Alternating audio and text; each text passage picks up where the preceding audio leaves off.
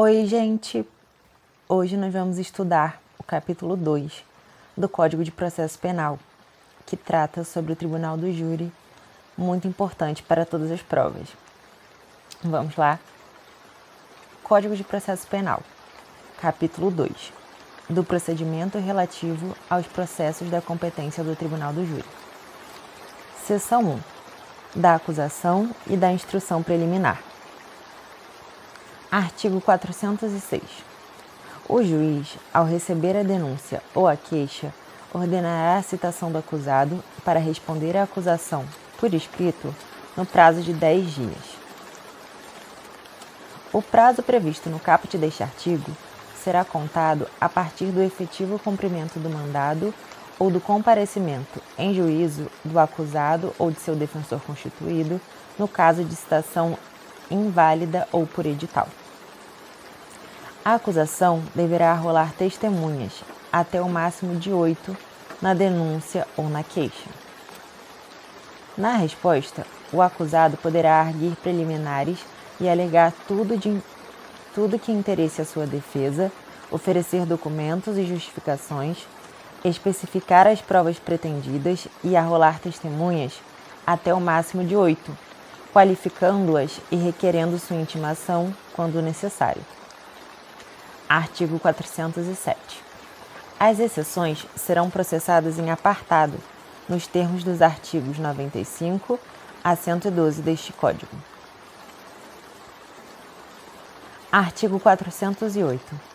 Não apresentada a resposta no prazo legal, o juiz nomeará defensor para oferecê-la em até 10 dias, concedendo-lhe vista dos autos.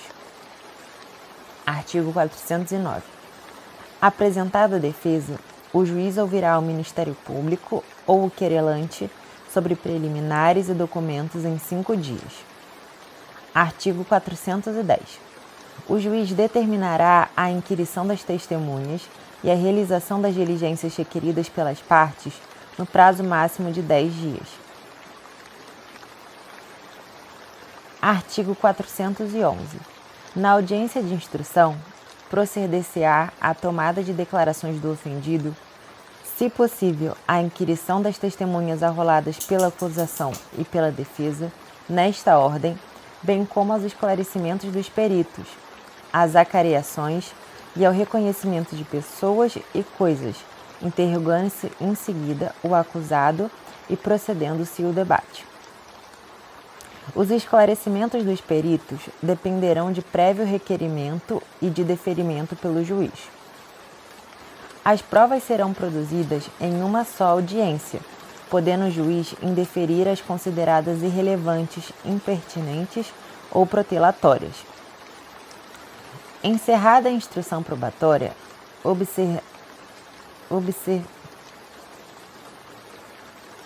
observar-se-á, se for o caso, o disposto no artigo 384 deste Código. As alegações serão orais, concedendo-se a palavra, respectivamente, à acusação e à defesa, pelo prazo de 20 minutos, prorrogáveis por mais 10. Havendo mais de um acusado, o tempo previsto para a acusação e a defesa de cada um deles será individual. Ao assistente do Ministério Público, após a manifestação deste, serão concedidos 10 minutos, prorrogando-se por igual período o tempo de manifestação da defesa. Nenhum ato será adiado, salvo quando imprescindível a prova faltante, determinando o juiz a condução coercitiva de quem deva comparecer. A testemunha que comparecer será inquirida, independentemente da suspensão da audiência, observada, em qualquer caso, a ordem estabelecida no caput deste artigo. Encerrados os debates, o juiz proferirá a sua decisão, ou o fará em 10 dias, ordenando que os autos para isso lhe sejam concluídos. Artigo 412. O procedimento será concluído no prazo máximo de 90 dias. Seção 2. Da pronúncia, da impronúncia e da absolvição sumária. Artigo 413. O juiz, fundamentadamente, pronunciará o acusado se convencido da materialidade do fato e da existência de indícios suficientes de autoria ou de participação. A fundamentação da pronúncia limitar-se-á à indicação da materialidade do fato e da existência de indícios suficientes da autoria ou de participação, devendo o juiz declarar o dispositivo legal em que julgar em curso o acusado e especificar as circunstâncias qualificadoras e as causas de aumento de pena. Se o crime for afiançável, o juiz arbitrará o valor da fiança para a concessão ou manutenção da liberdade provisória. O juiz decidirá motivadamente, no caso de manutenção, revogação ou substituição da prisão ou medida restritiva de liberdade anteriormente decretada e, tratando-se de acusado solto, sobre a necessidade da decretação da prisão ou imposição de quaisquer das medidas previstas no título 9 do livro 1 deste Código. Artigo 414. Não se convencendo da materialidade do fato ou da existência de indícios suficientes de autoria ou de participação, o juiz fundamentadamente impronunciará o acusado. Enquanto não ocorrer a extinção da punibilidade, poderá ser formulada nova denúncia ou queixa se houver prova nova. Artigo 415.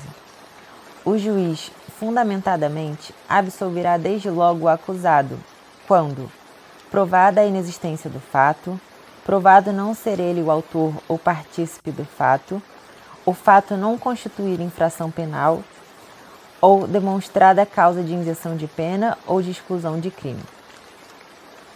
Não se aplica o disposto no inciso 4 do caput deste artigo em caso de inimputabilidade prevista no caput do artigo 26 do Código Penal, salvo quando esta for a única tese defensiva. Artigo 416. Contra a sentença de impronúncia ou de absolvição sumária, caberá apelação. Artigo 417. Se houver indícios de autoria ou de participação de outras pessoas não incluídas na acusação, o juiz, ao pronunciar ou impronunciar o acusado, determinará o retorno dos autos ao Ministério Público por 15 dias, aplicável, no que couber, o artigo 80 deste Código. Artigo 418. O juiz poderá dar ao fato definição jurídica diversa da constante da acusação, embora o acusado fique sujeito na pena mais grave. Artigo 419.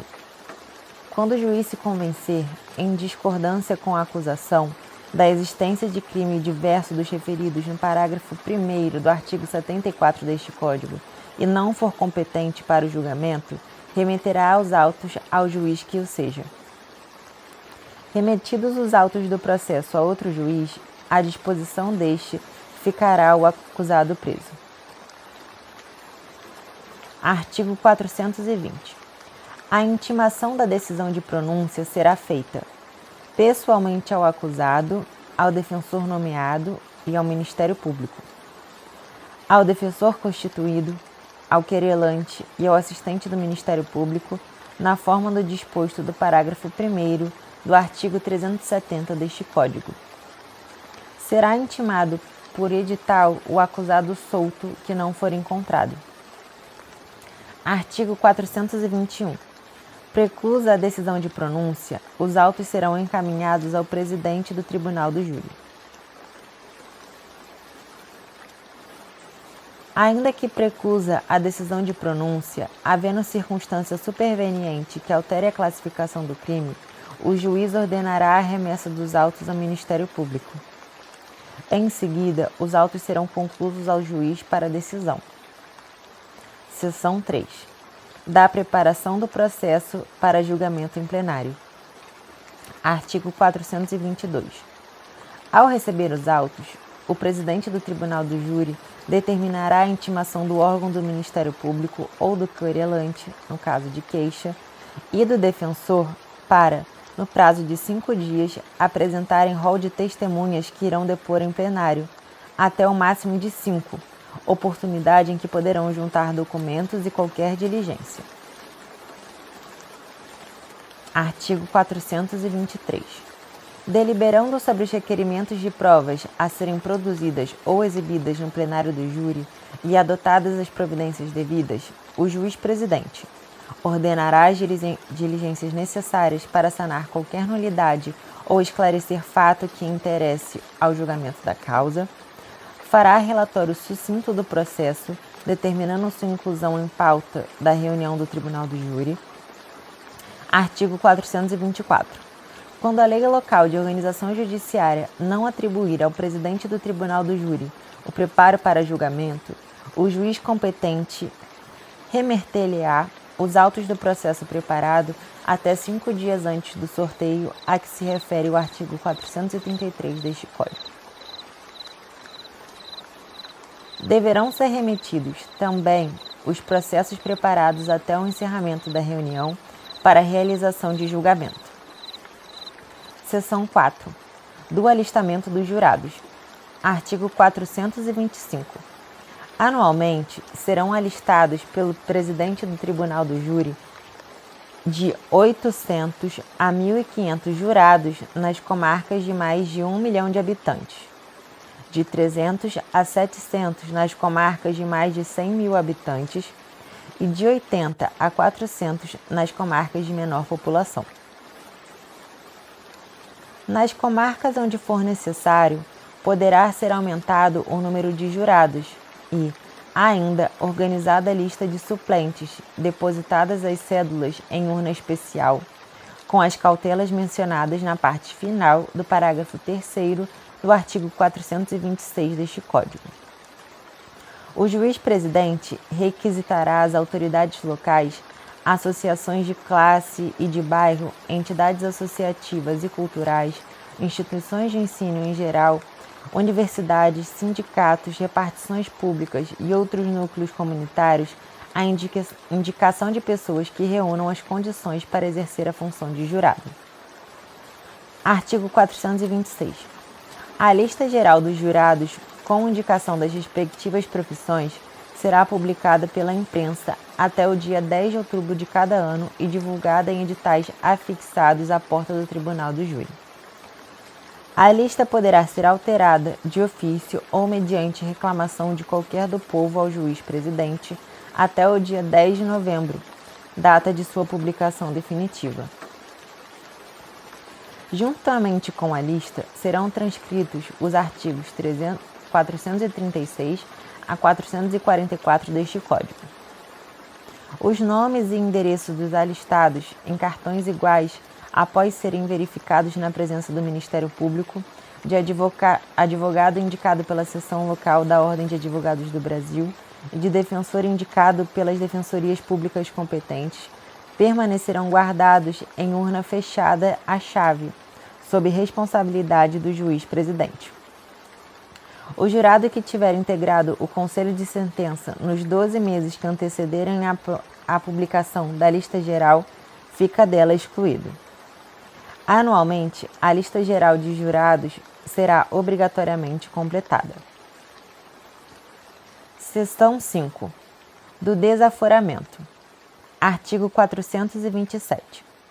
Se o interesse da ordem pública o reclamar ou houver dúvida sobre a imparcialidade do júri ou a segurança pessoal do acusado, o tribunal, a requerimento do Ministério Público, do assistente, do querelante ou do acusado, ou mediante representação do juiz competente, poderá determinar o desaforamento do julgamento para outra comarca da mesma região, onde não existam aqueles motivos, preferindo-se as mais próximas.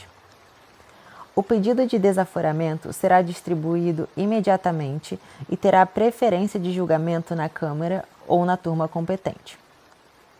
Sendo relevantes os motivos alegados, o relator poderá determinar fundamentadamente a suspensão do julgamento pelo júri. Será ouvido o juiz-presidente quando a medida não tiver sido por ele solicitada. Na pendência de recurso contra a decisão de pronúncia ou quando efetivado o julgamento, não se admitirá o pedido de desaforamento, salvo, nesta última hipótese, quando há fato ocorrido durante ou após a realização do julgamento anulado. Artigo 428. O desaforamento também poderá ser determinado em razão do comprovado excesso de serviço, ouvidos o juiz-presidente e a parte contrária, se o julgamento não puder ser realizado no prazo de 6 meses, contado do trânsito em julgado da decisão de pronúncia. Para a contagem do prazo referido neste artigo, não se computará o tempo de aditamentos, diligências ou incidentes de interesse da defesa. Não havendo excesso de serviço ou existência de processos aguardando julgamento em quantidade que ultrapasse a possibilidade de apreciação pelo tribunal do júri, nas reuniões periódicas previstas para o exercício, o acusado poderá requerer ao tribunal que determine a imediata realização do julgamento. Seção 6. Da organização da pauta. Salvo motivo relevante que autorize a alteração na ordem dos julgamentos, terão preferência os acusados presos. Dentre os acusados presos, aqueles que estiverem há mais tempo na prisão. Em igualdade de condições, os precedentemente pronunciados. Antes do dia designado para o primeiro julgamento da reunião periódica, será afixada na porta do edifício do Tribunal do Júri a lista dos processos a serem julgados, obedecida a ordem prevista no caput deste artigo. O juiz-presidente reservará datas na mesma reunião periódica para a inclusão de processo que tiver o julgamento adiado. Artigo 430. O assistente somente será admitido se tiver requerido sua habilitação até 5 dias antes da data da sessão da qual pretenda atuar. Artigo 431. Estando o processo em ordem, o juiz-presidente mandará intimar as partes, o ofendido, se for possível, as testemunhas e os peritos, quando houver requerimento para a sessão de instrução e julgamento, observado no que couber o disposto do artigo 420 deste Código. Seção 7. Do sorteio e da convocação dos jurados. Artigo 432.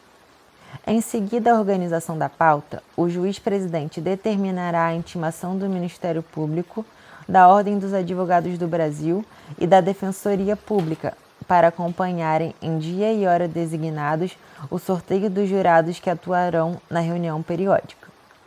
Artigo 433. O sorteio, presidido pelo juiz, far-se-á a portas abertas, cabendo-lhe retirar as cédulas até completar o número de 25 jurados para reunião periódica ou extraordinária. O sorteio será realizado entre o 15º e o 10º dia útil antecedente à instalação da reunião. A audiência de sorteio não será adiada pelo não comparecimento das partes. O jurado não sorteado poderá ter seu nome novamente incluído para reuniões futuras. Artigo 434. Os jurados sorteados serão convocados pelo correio ou por qualquer outro meio hábil para comparecer no dia e hora designados para a reunião sob as penas da lei. No mesmo expediente de convocação serão transcritos os artigos 436 e 446 deste Código. Artigo 435. Serão afixados na porta do edifício do Tribunal do Júri a relação dos jurados convocados, os nomes do acusado e dos procuradores das partes, além do dia, hora e local das sessões de instrução e julgamento. Seção 8. Da função do jurado. Artigo 436. O serviço do júri é obrigatório. O alistamento compreenderá os cidadãos maiores de 18 anos de notória idoneidade. Nenhum cidadão poderá ser excluído dos trabalhos do júri ou deixar de ser alistado em razão de cor ou etnia, raça, credo, sexo, profissão, classe social ou econômica, origem ou grau de instrução.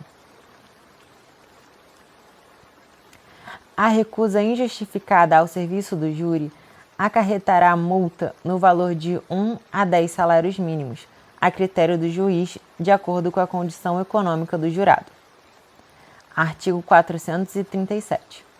Estão isentos de servir no júri o Presidente da República e os ministros de Estado, os governadores e seus respectivos secretários, os membros do Congresso Nacional, das Assembleias Legislativas e das câmaras distrital e municipais, os prefeitos municipais, os magistrados e membros do Ministério Público e da Defensoria Pública, os servidores do Poder Judiciário, do Ministério Público e da Defensoria Pública, as autoridades e os servidores da Polícia e da Segurança Pública, os militares em serviço ativo, os cidadãos maiores de 70 anos que requeiram sua dispensa, aqueles que o requererem, demonstrado justo impedimento.